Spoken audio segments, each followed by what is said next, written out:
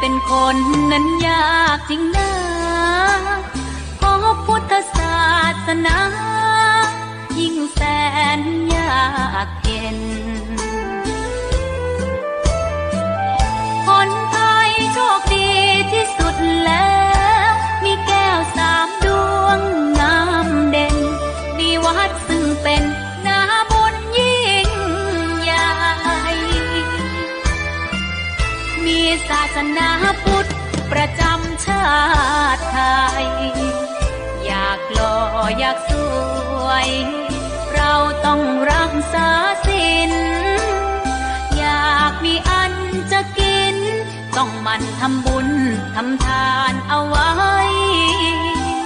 เข้าวัดสวดมนต์ฝึกฝนสติให้ว่องไวรีบทำตอนที่เราทำเองได้อย่ารอจนตายถึงเข้าวัดว่าเข้าวัดยามเป็นจะได้เห็นแต่น้ำใจเข้าวัดยามตายจะได้เห็นแต่น้ำตาก่อนจะสายเกินขอเชิญมาใช้ชีวิตให้คุ้มค่าเจริญทานศีลภาวนาสั่งสมบารมีไว้ทำบุญตอนที่ยังมีชีวิตย่อมดีกว่ารอเขาอุทิศบุญให้อย่ามัวหลงเพลินเดินห่างวัดตัวอย่างชัดๆมีมากมายเข้าวัดตอนตายสายเกินแก้กรรม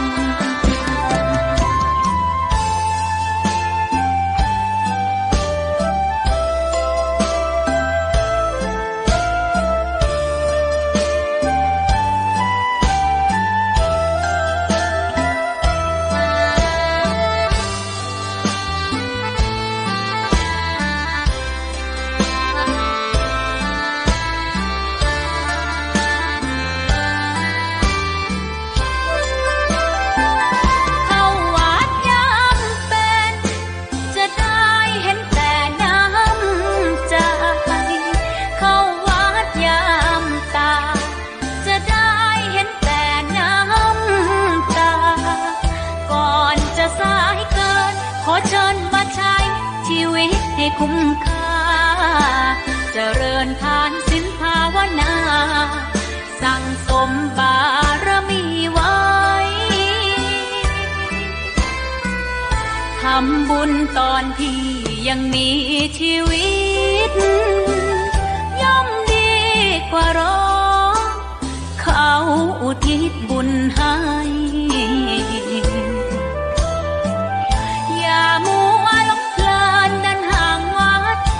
ตัวอย่างชัดๆมีมากมายเข้าวัดตอนตายสายเกินแก้กรรมเข้าวัดยามเป็นผลบุญหนุนนำเข้าวัดยามเป็นจะได้เห็นแต่น้ำใจเข้าวัดยามตายจะได้เห็นแต่น้ำตา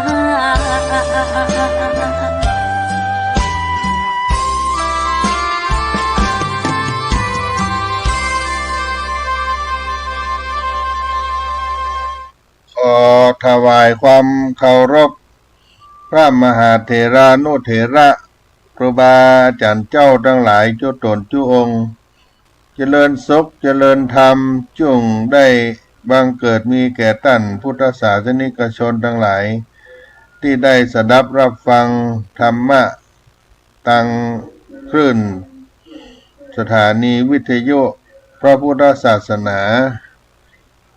ธรรมะของ 104.50 เมกะเฮิรตซ์วัดฝ่ายหินหลังมหาวิทยาลัยเชียงใหม่ซึ่งเป็นแม่ข่ายหลวงส่งลิงก์สัญญาณไปทางภาพแสงสีท ทีวีออนไลน์เพจ Facebook ให้พุทธศาสนิกชนชาวไทยชาวต่างประเทศที่สนใจก็เปิดดูเปิดฟังได้24ชั่วโมงสำหรับสาระธรรมยามเย็นในวันนี้เป็นรายการสาระธรรมของวัดสลีโสดาพระอารามหลวงตินดอยสุเทพเจ้าอยู่ใต้ตินดอยอุชุบรรพตดอยอ้อยจ้างสุเทพเจ้าโดยอาตมาภาพท่านพระครูปัญญาสังฆการ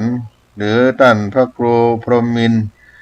เป็นตัวแทนคณะสงฆ์วัดสลีโสดาคณะพระธรรมจาริกได้มาดำเนินรายการพูดจากับท่านพุทธศาสนิกชนทั้งหลายได้มอบถวายเวลาจากผู้อำนวยการสถานีวิทยุ 104.50 คลื่นธรรมะก็คือท่านพระครูสมุวิสุวัตรวรกิจโจเจ้าของสถานีผู้อำนวยการสถานี 104.50 เจ้าวาดวัดฝ่ายหินก็มอบหมายแบ่งปันเวลาให้ทางวัดสลีโสดาธรรมภาพในฐานะเป็นสหธรรมิกในตำบลสุเทพและก็เป็นสหธรรมิกที่เคารพนับถือซึ่งกันและกันก็ได้น้อมถวายเวลาได้เป็นพโยชนะการได้มามาจากกับท่านพุทธศาสนิกชนทั้งหลายวันนี้เป็นวันจันทร์ต้นรายการวันนี้ก็จะได้นำเอาพุทธธรรมสังคำสอนพุทธธรรมคำสอนนั้นเป็นสุภาษิตโบราณล้านนาไทยมาปั่นมาฝากในต้นสัปดาห์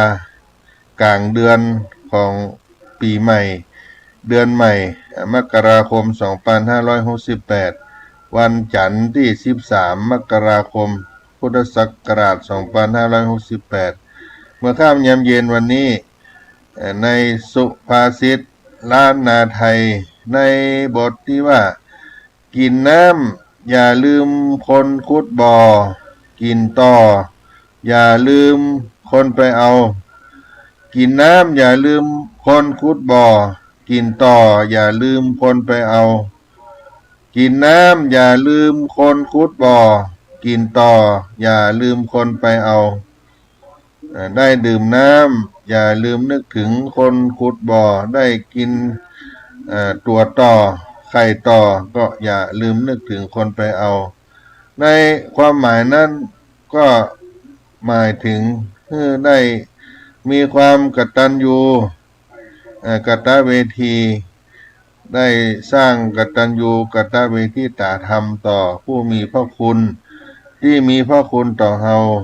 ยามเมื่อกินน้ำอย่าลืมถามหาคนคุดทาราบ่อดินหินสร้างกินต่อก็ตามเพื่องามดังอ้างไผ่ไปเตหังต่อนั้นเพื่อกึดถึงกุลเรื่องนุนที่สั้นเป็นเครื่องหมายอันคนดีกตัญญูตะปาฮื้อผ่องสีเผ่าผู้โสภีต่อเต้าไปหน้ายามเมื่อกินน้ำอย่าลืมถามหาคนกุฏทาราบ่อดินหินสร้างกินต่อก็ตามเพื่องามดังอ้างไผ่ไปเตหังต่อนั้นเพื่อกึดถึงกุลเรื่องนุนที่สั้นเป็นเครื่องหมายอันคนดีกตัญญูตะปาฮื้อผ่องสีเฝ้าผู้โสภีต่อเต้าไปหน้ายามเมื่อกินน้ำอย่าลืมถามหาคนคุดทาราบ่อดินหินสร้างกินต่อก็ตามเพื่องามดังอ้างไผ่ไปเตหังต่อนั้น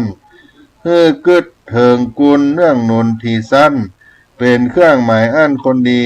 กตัญญูตะปาฮื้อผ่องสีเผ่าผู้โสภีต่อเต้าไปหน้าดื่มน้ำคราใดอย่าลืมนึกถึงคนขุดบ่อน้ำและยามใดได้กินไข่ตัวต่อ ก็ให้นึกถึงคนไปเอา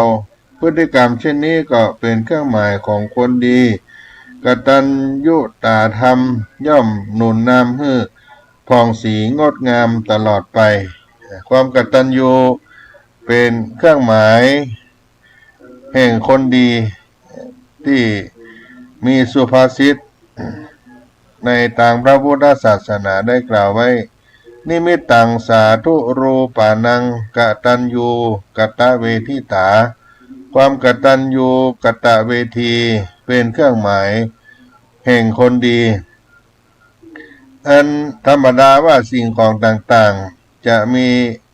ลักษณะบ่งบอกถึงคุณค่าในตัวของมันเองถ้าเป็นสินค้าก็จะตีออกมาเป็นราคาจะถูกจะแพงก็แตกต่างกันออกไปถึงแม้สินค้าประเภทเดียวกันเมื่อว่าโดยราคาก็ยังมีการแตกต่างกันออกไปอีกนั่นเป็นเรื่องสิ่งของข้อนี้ก็มาเปรียบกับคนเฮาทั้งหลายก็จะมีในทำนองเดียวกันแต่สำหรับคนนั้นจะรู้ดีหรือไม่ดีจะต้องดูเครื่องหมายจะต้องดูที่เครื่องหมายได้แก่ความกตัญญูกตเวทีหมายถึงอัจฉริยะที่รู้จักคุณรู้จักกุลของ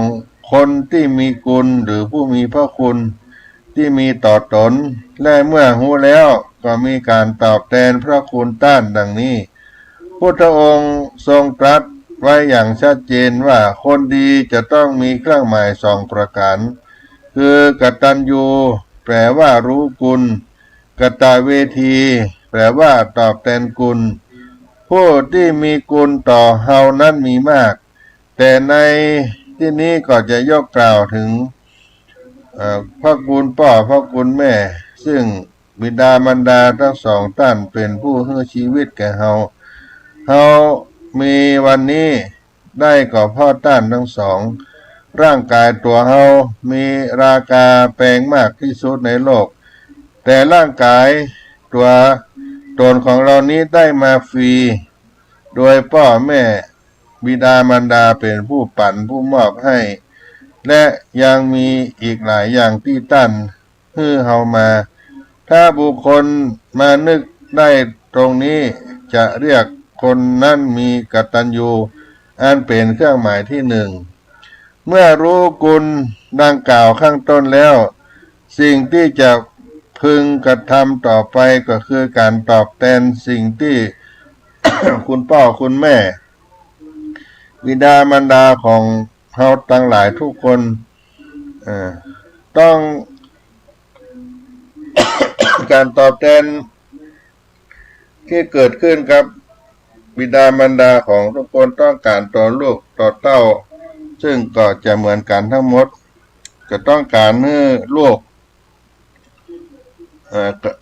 กยิงลูกใจบุตรธิดากระทำตนเป็นคนดีมีชื่อเสียงดี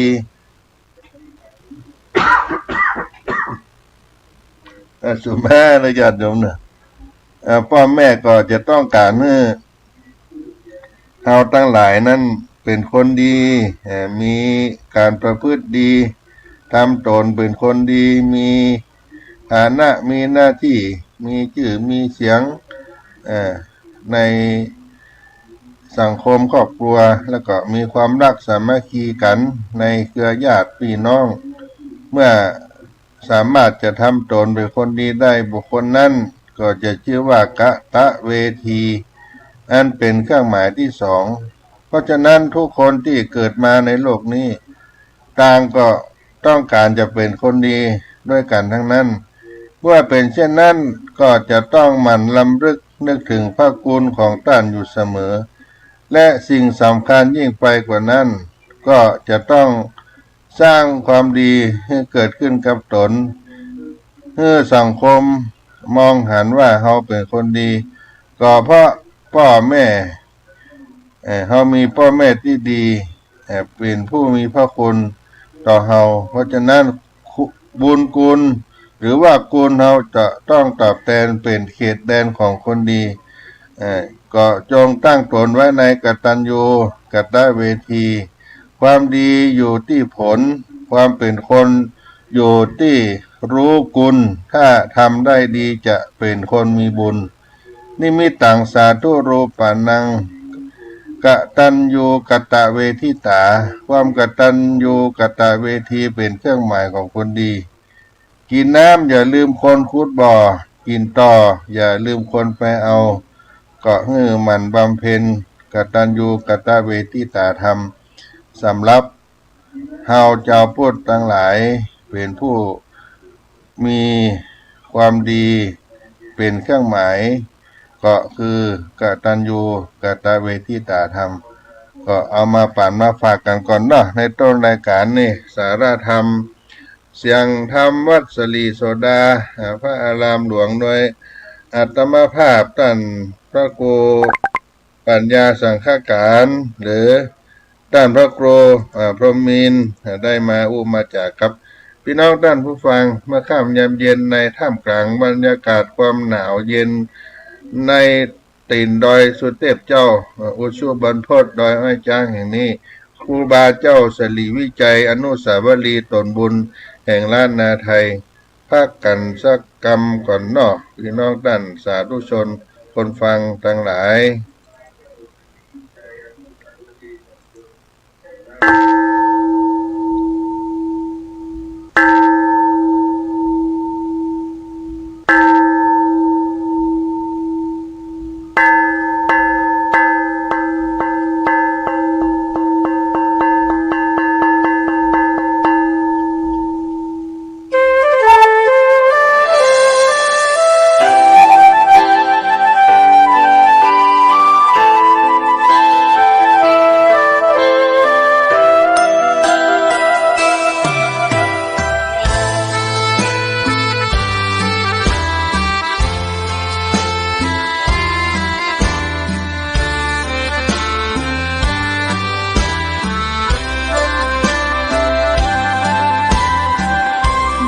เกิดเป็นคนนั้นยากจริงนะเพราะพุทธศาสนายิ่งแสนยากเย็นคนไทยโชคดีที่สุดแล้วมีแก้วสามดวงงามเด่นมีวัดซึ่งเป็นนาบุญยิ่งใหญ่มีศาสนาพุทธประจำชาติไทยอยากหล่ออยากสวยเราต้องรักษาศีลอยากมีอันจะกินต้องหมั่นทำบุญทำทานเอาไว้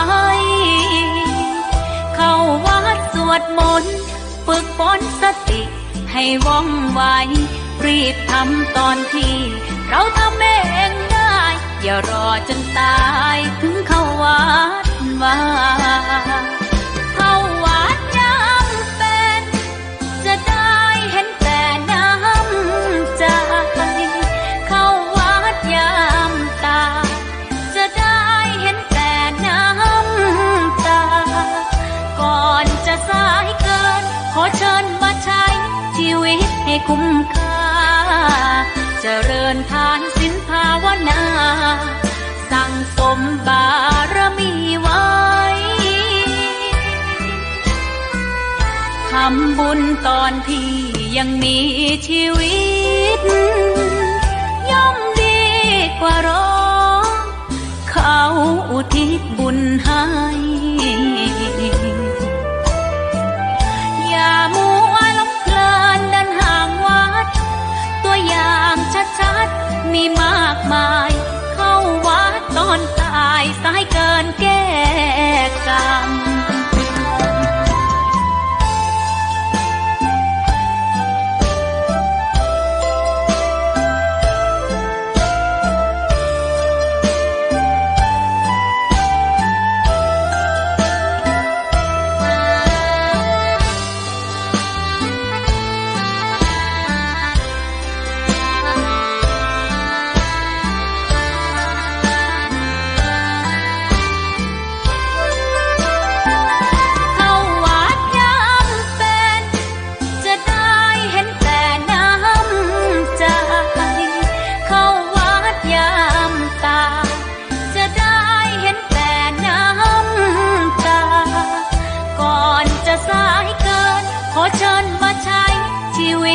คุ้มค่า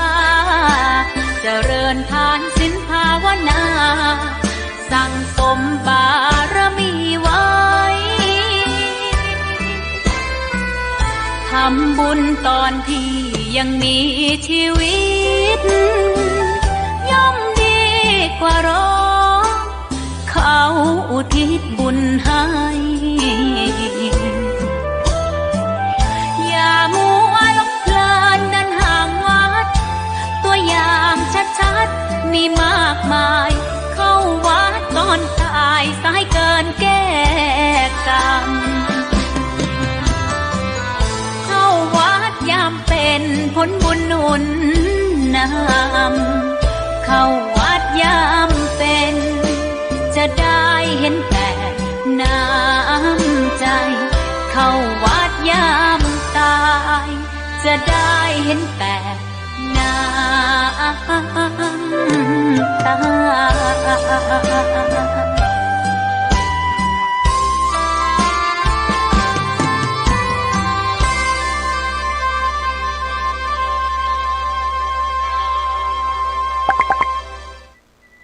ก็มาถึงช่วงที่สองของรายการ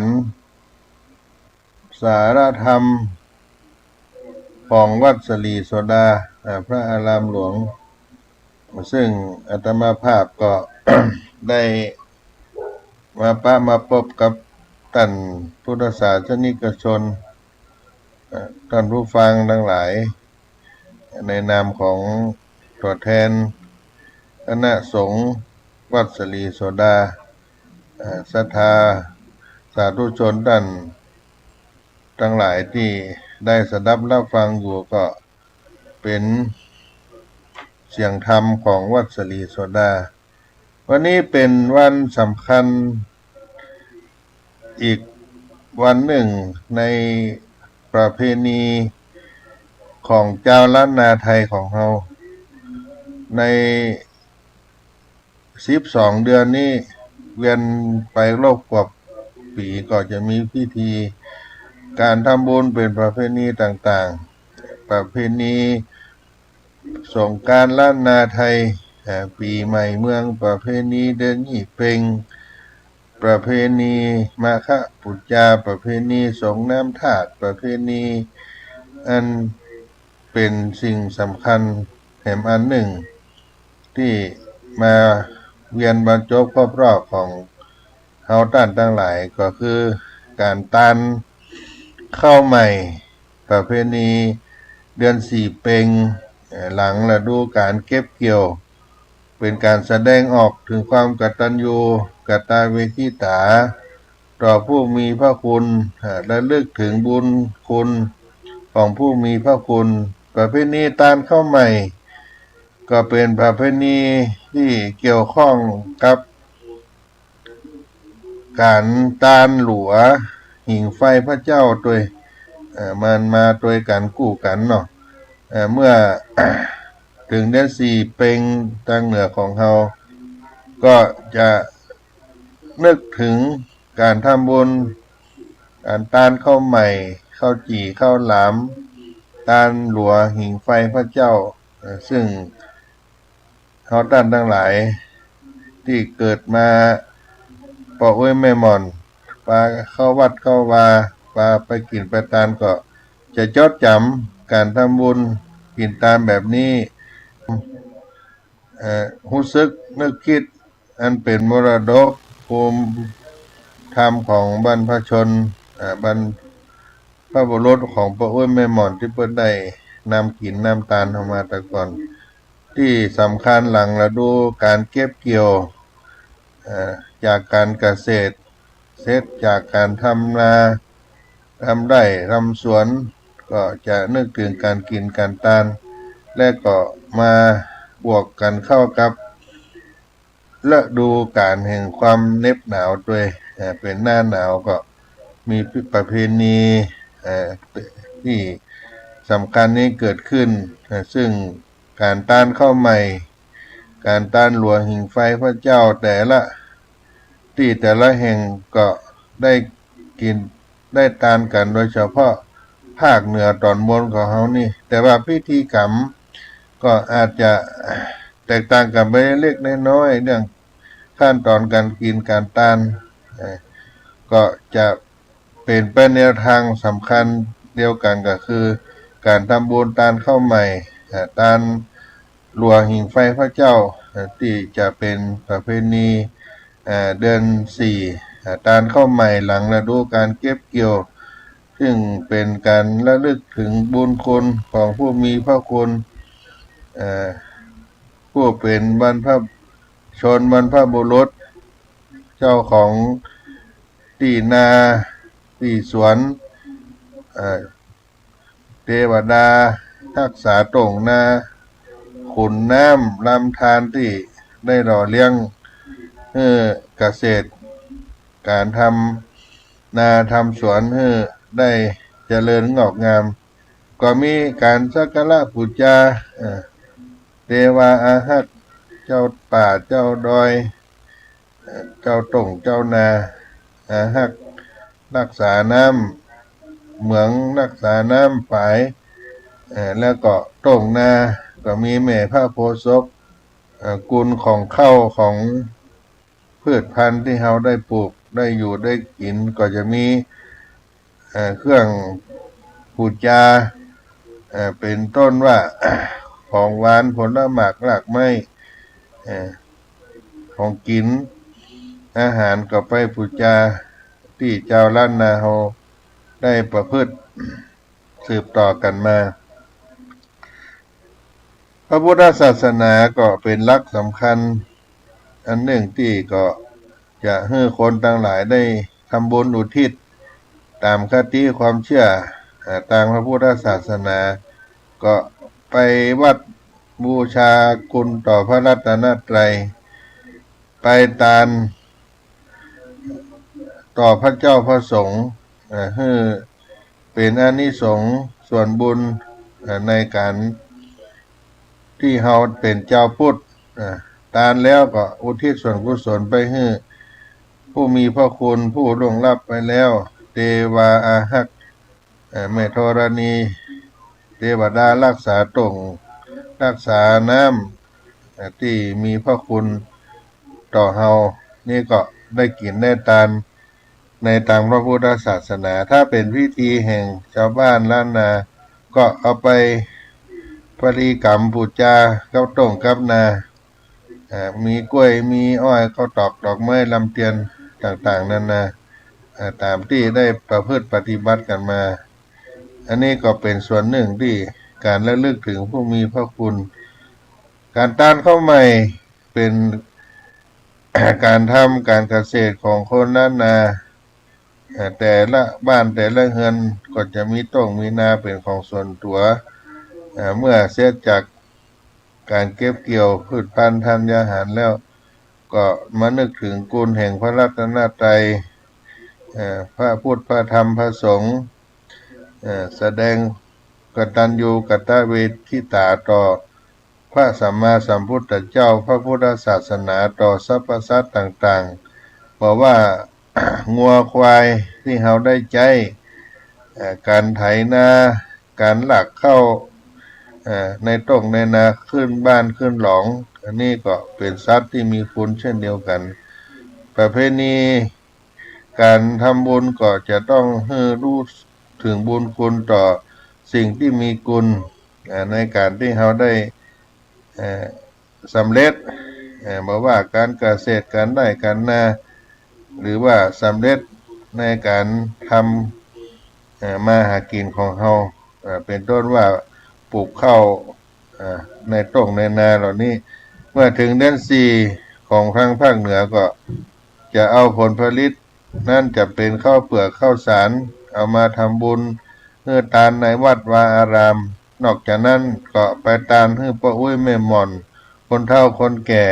ที่เราเคารพนับถือส่วนที่1ก็ทานแก่พระรัตนตรัยมีพระพุทธพระธรรมพระสงฆ์ในวัดวาอารามส่วนที่2ก็เอาไปทานให้กับบุรพชนของเรามีป้าอุ้ยแม่อุ้ยพ่อแม่ก็ดีที่เปิ้นได้ให้เราสืบทอด ไร่นากามเขตได้สืบทอดมาจนถึงลูกถึงหลานส่วนที่สามก็เอาไว้ตานไว้ในภายภาคหน้าตานไว้ในภายภาคหน้าเอาเป็นบุญเป็นเสบียงไว้กับตนกับตัวก็เป็นสามปุ้นสามส่วนในการให้กินให้ตานแต่ตานแล้วถ้าเปิ้นยังมีชีวิตจิตใจเป็นผู้มีพระคุณเขาก็มีโอกาสได้ตอบแทนคุณถ้าเปิ้นเสี่ยงบุญเสี่ยงเขตไปเขาก็และเลือกถึงการทำบุญอุทิศส่วนกุศลไปนี่ก็เป็นหลักคำสอนในทางพระพุทธศาสนาที่ได้กล่าวไปประเพณีตานข้าวใหม่น้ำหวานตานหลัวหิ่งไฟพระเจ้าก็เป็นช่วงฤดูหนาวที่เจ้าบ้านของเขานั่นก็เอาความรู้สึกของเขาเนี่ยไปนึกถึงองค์สมเด็จพระสัมมาสัมพุทธเจ้าเปิ้นอยู่ในวิหารในอุโบสถก็เอามีฟืนมีหลวเนี่ยเอาไปตานแต่ก็จะต้องหาไม้ที่มันดีมันงามแล้วก็เป็นมงคลด้วยเพื่อให้เกิดความอบอุ่นต่อพระสัมมาสัมพุทธเจ้าเขาก็จะมีความอบอุ่นในชีวิตและอีกอย่างหนึ่งก็เป็นการเผาผลาญกิเลสความชั่วทั้งหลายไปด้วยนั่นก็เป็นความเชื่อที่เราได้ทำสืบทอดกันมาก็เป็นประเพณีที่ ระลึกถึงผู้มีพระคุณต่อเราในการตานข้าวใหม่ข้าวจี่ข้าวหลามเมื่อถึงเดือนสี่มาก็จะเข้าวัดเข้าวาเอาไปกินไปตานเหี่ยก่อนให้เกิดความเป็นสิริมงคลกับครอบครัวกับตัวเก่าแล้วก็ได้ไปตานให้กับเทวาอารักษ์ดีรักษาไร่นากามเขตรักษาน้ำลำน้ำลำห้วยลำเหมืองน้ำเหมืองฝายปอกเว้ยแม่หม่อนเจ้าของที่เปิ้นเป็นเจ้าตรงเจ้านาของเฮามาแต่เดิมแต่ก่อนก็ไปทำบุญ ด้วยการตานเรียกว่าตานขันเข้าหรือว่าไปทำบุญอุทิศไปให้ผู้ที่มีพระคุณต่อเฮานอกจากประเพณีตานข้าวใหม่ก็จะมีการทำบุญข้าวจี่ข้าวหลามศรัทธาชาวบ้านก็จะได้นำเอาข้าวมาจี่มาใส่บอกไม้ทำเป็นข้าวหลามข้าวต้มข้าวนุกงาข้าวหนมจ๊อกข้าวหนมข้าวต้มห่อตองที่เฮาหั่นกันเนี่ยก็โดยเฉพาะหน้าหนาวก็จะมีข้าวนุกงากินไปตานครับพระเจ้าพระสงฆ์เปิ้นก็เป็นประเภทของที่ได้ทำมาจากข้าวที่เฮาได้ทำจากการเกษตรที่ได้เรียกว่าตานข้าวจี่ข้าวหลามข้าวงาข้าวต้มข้าวหนมข้าวต้มมัดข้าวหนมจ๊อกเหล่านี้เป็นต้นเอาไปตานกะวัดกะวาเพื่อให้เกิดความเป็นสิริมงคลให้เกิดขึ้นกับตัวกับตนศรัทธาโดยล้านนาของเฮาเมื่อถึงเวลาเจ้าก็จะเข้าวัดเข้าวาแล้วก็วันก่อนที่จะถึงวันเดือนสี่เปงเปิ้นก็จะเอาหลัวเอาฟืนเนี่ยไปจุไปรวมกันที่วัดจะเป็นสถานที่อันใดอันหนึ่งที่เหมาะสมหรือว่าจะเป็นที่หน้าพระเจ้าถ้าวัดมีขวางมีอารามกว้างก็เอาไปสุมไปกองกันไว้มีไม้ไผ่ไม้บงไม้หวกที่เอาใส่ก่อนเผาเพื่อเกิดเสียงให้มันมีเสียงดังเกิดขึ้นเป็นการปลุกเป่าเทพบุตรเทวดาปลุกเป่าให้กับคนชาวบ้านมากินมาตานในวัดวาอารามในวันเดือนสี่เพ็งของเจ้าวันนั้นด้วยแล้วก็จะนำเอาข้าวเปลือกข้าวสารไปตานศรัทธาชาวบ้านไหนก็คนละเล็กละน้อยคนเปียกคนถังก็จะเป็นการตานดอยข้าวเปลือกข้าวสารมีบาตรเอาไว้ตั้งไว้แก่นหนึ่งก็เป็นข้าวเปลือกแก่นหนึ่งก็เป็นข้าวสารเพิ่นก็จะตั้งจุดใดจุดหนึ่งว่าอาจจะเป็นหน้าวิหารศาลาบาตรก็แล้วแต่สถานที่เป็นดอยข้าวเปลือกข้าวสาร ในทานผลผลิตเหล่านั้นก็จะเก็บไปที่วัดวาอารามให้ศรัทธาชาวบ้านเป็นการบำรุงด้วย วัดวาอารามอาจจะเอาไปเป็นการให้ญาติโยมได้ทานแล้วก็มีการบูชาเอาไปเป็นตัวปัจจัยเงินทองเพื่อได้บูรณะปฏิสังขรณ์วัดวาอารามต่อไปแล้วก็กินทานนี่ก็จะเป่าจายังผู้เป็นเจ้าเข้าพืชพันธุ์คือแม่โพธิ์ศพเทวาอาหักที่นากามเขตที่เป็นดูแลรักษาก็จะได้รับส่วนบุญในการทำบุญนี้เรียกด้วยการทำบุญในประเพณีล้านนาของเราแล้วก็ปูชาหลวงปูชาพระเจ้านั่นก็จะจุดในเจ้าของวันเดือนเพ็ญที่ได้กล่าวไปอาจจะเป็นหลวงเงาเต้าตัวเฮาก็ได้หรือจะเป็นศอกก็ได้แล้วแต่เอาไปชุบไปรวมกันได้เอาไปตานเป็นพุทธปูชาแล้วก็เอาไปเกณฑ์พระเจ้าเอามาจุมารวมกันที่หน้าวิหารเพิ่นก็จะจุดข้างในก็จะมีเชื้อเพลิงอย่าเป็นไม้เป็นฟางเป็นฟืนเอาใส่ไว้ก็จะจุดให้มันไหม้จากข้างในออกมาข้างนอกอันนี้เป็นการเผาบูชาต่อพระพุทธเจ้าไม้ที่เอาไปบูชาก็ส่วนมากที่หาง่ายสมัยโบราณก็จะเป็นไม้ที่มันหอมไม้ที่มันเป็นมงคลสีมันงดงามสีขาวสีเหลืองแล้วก็ เอาไปตานที่การทำเป็นรัวเป็นฟืนไม้จี้ตะกอนไม้โจกไม้มะขามเหล่านี้ก็จะเป็นไม้ที่เอาไปแปลงหลัวตานในวัดวาอารามปัจจุบันถ้าหายากก็จะเป็นไม้ที่เปิ้นทำขายกันก็คิดว่าจะเป็นไม้ที่ดีอยู่ที่เปิ้นเอามาทำมาเป็นไม้จุมปาสะบันงากาสะลองอย่างกันแล้วแต่เนาะ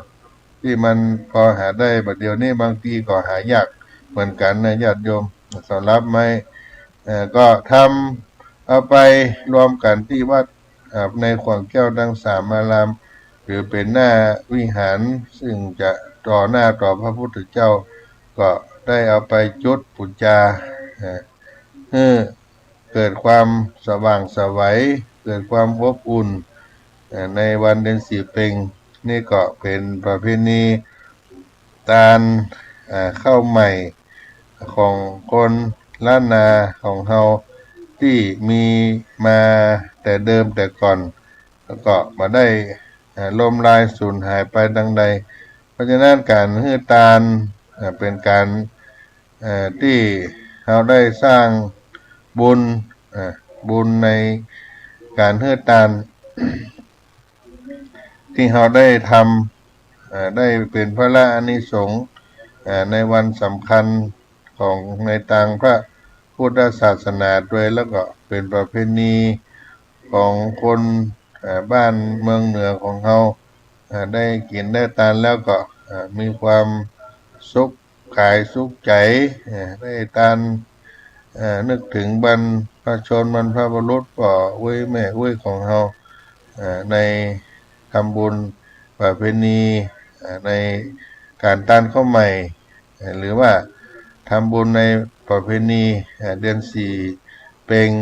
ที่เรายึดถือกันมาแล้วก็ในอดีตก็มีเรื่องราวของการถวายข้าวใหม่เป็นทานเป็นเรื่องการทำบุญอานิสงส์ถวายข้าวใหม่เป็นทานเรื่องราวอัศจรรย์ในสมัยพระปัตุมุตระสัมมาสัมพุทธเจ้ามีเจ้านาผู้ใจบุญได้ฟังธรรมจากพระพุทธเจ้าก็เนื่อเกิดศรัทธาอยากทานข้าวใหม่ที่ตัวเองได้ผลิตการเกษตรเก็บเกี่ยวด้วยตนเองมาให้ทานต่อพระพุทธองค์พระองค์ก็ทรงทราบ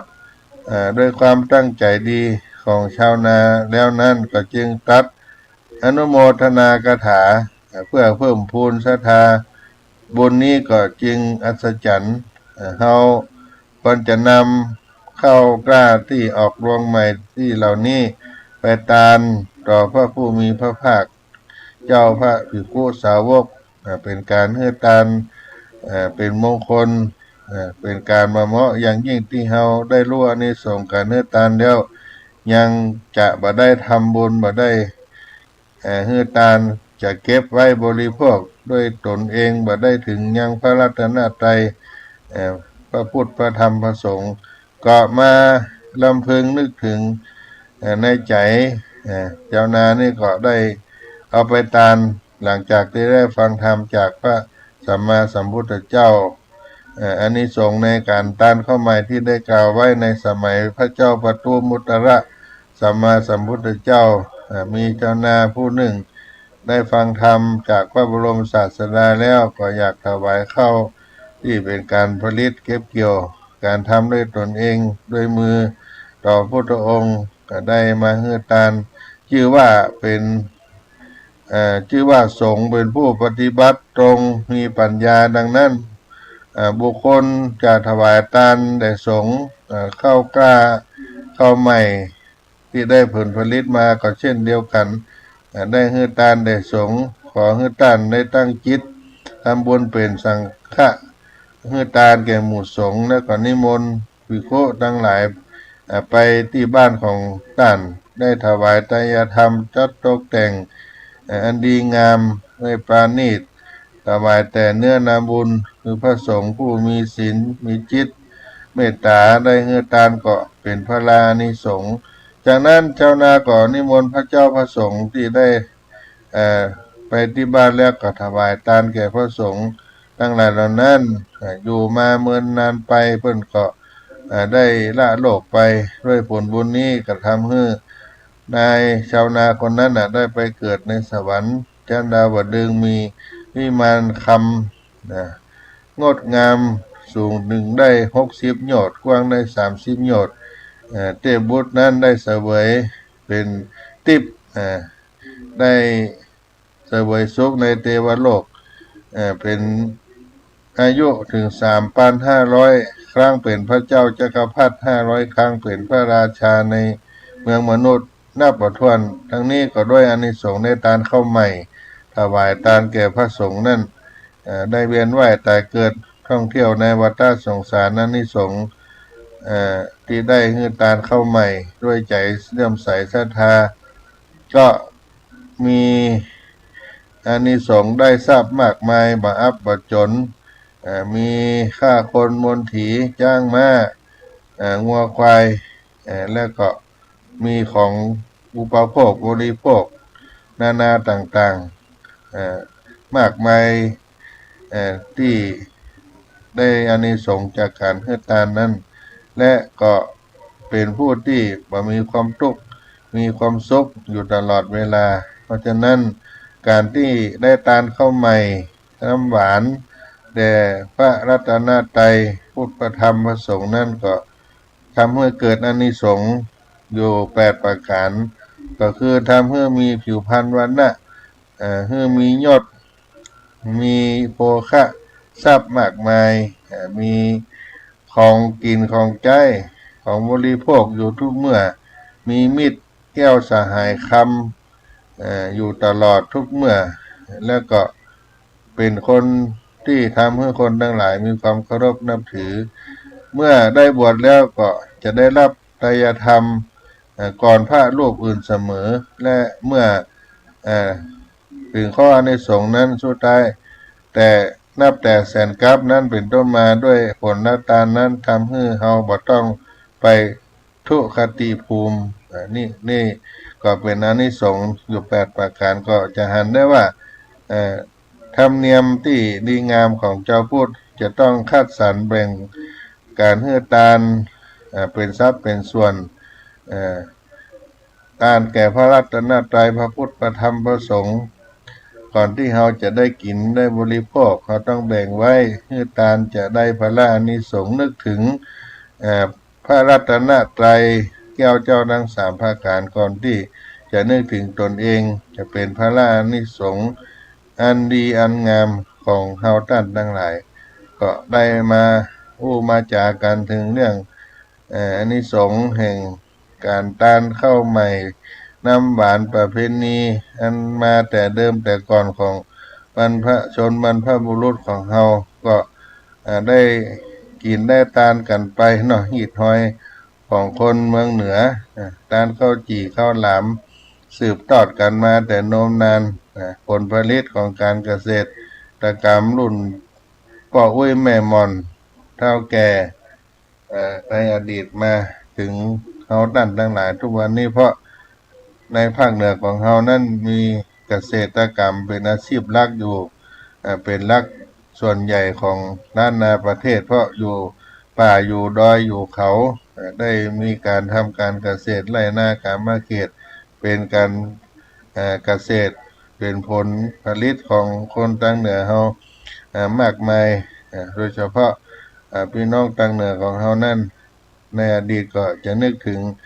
ประเพณีอันนี้เป็นที่สำคัญจะนึกถึงกันอยู่ตลอดเวลาแม้แต่สัตว์เลี้ยงที่ใช้ในการจักกันลากกันเฟือกันไถ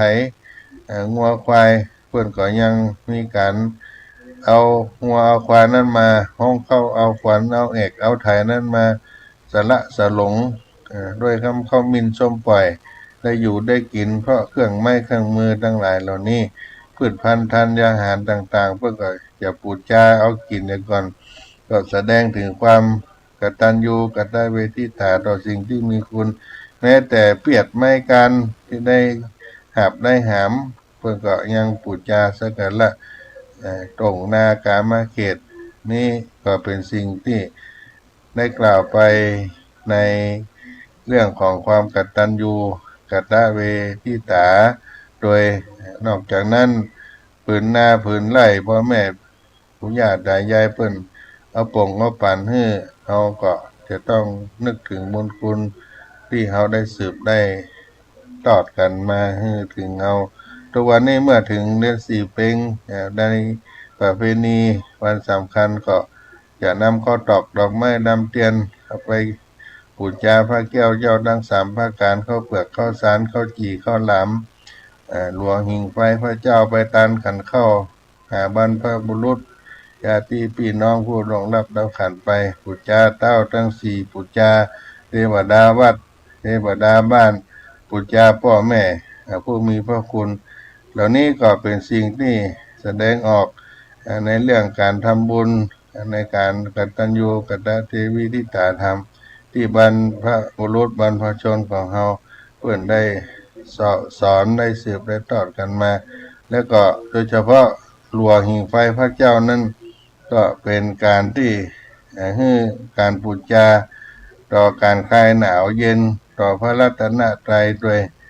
ช่วงการให้ทานก็เป็นช่วงฤดูกาล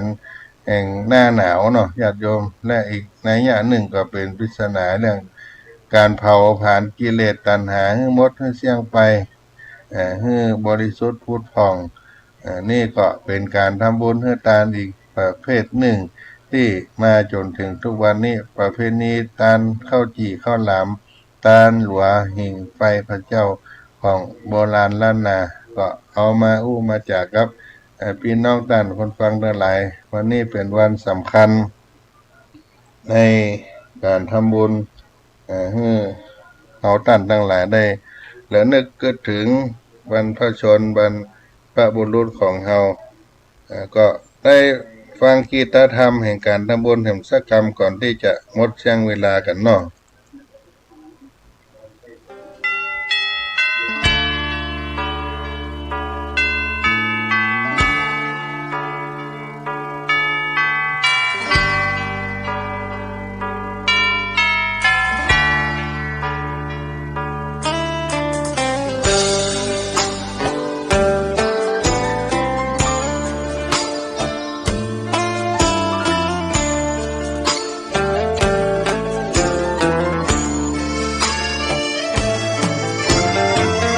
เชิญชวนทุกท่านเข้าวัดเข้าวา ฟังธรรมะจากหลวงตาเสริมชีวาให้สุขสดใสยึดมั่นหลักธรรมคำสอนไว้ให้ขึ้นใจความดีรีบทำกันไว้หญิงชายอย่าได้นายเชิญชวนทุกท่านเข้าวัดเข้าวาทำบุญด้วยจิตศรัทธาบุญพาให้เราสุขีจะทำการใดนำใช้ในสิ่งดีทำบุญให้ทานวันนี้ไม่มีใครว่าใครชังสมัยก่อนประทับใจปู่ย่าตายายวันพระไม่เคยเบื่อหน่ายจำได้ไม่ลืมสักครั้งเหตุใดวันนี้มีคนเข้าวัดน้อยจังอยากให้เหมือนก่อนอีกครั้งฝากความหวังกับคนรุ่นใหม่เชิญชวนทุกท่านเข้าวัดเข้าวารับศีลรับพรหลวงตาเสริมคุณค่าให้กับจิตใจกระทำความดีเรื่องนี้ไม่ต้องอายใครว่างจากการงานเมื่อใดเชิญชวนท่านไปทำบุญ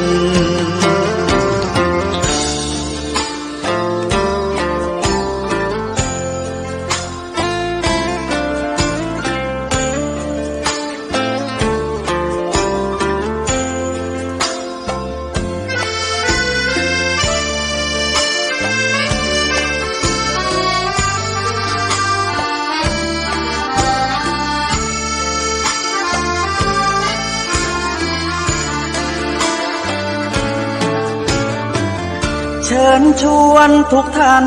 เข้าวัดเข้าวารับศีลรับพรหลวงตาเสริมคุณค่าให้กับจิตใจกระทำความดีเรื่องนี้ไม่ต้องอายใครว่างจากการงานเมื่อใดเชิญชวนท่านไปทำบุญกระทำความดีเรื่องนี้ไม่ต้องอายใครฝากเพลงเชิญชวนหญิงชายอย่าอายเรื่องการทำบุญ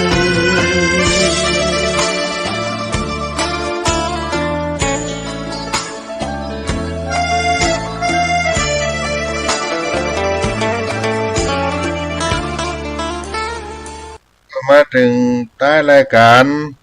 เสียงธรรมวัดสลีโสดาพระอารามหลวงพระธรรมจาริกโดยอาตมาภาพท่านพระครูปัญญาสังฆการ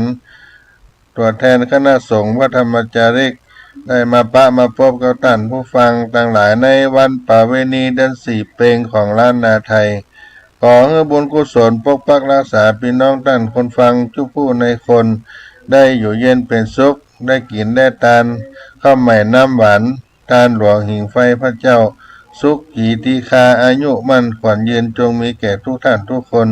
จัตตาโลธรรมาวัฏันติอายุวันโนสุขังปะลัง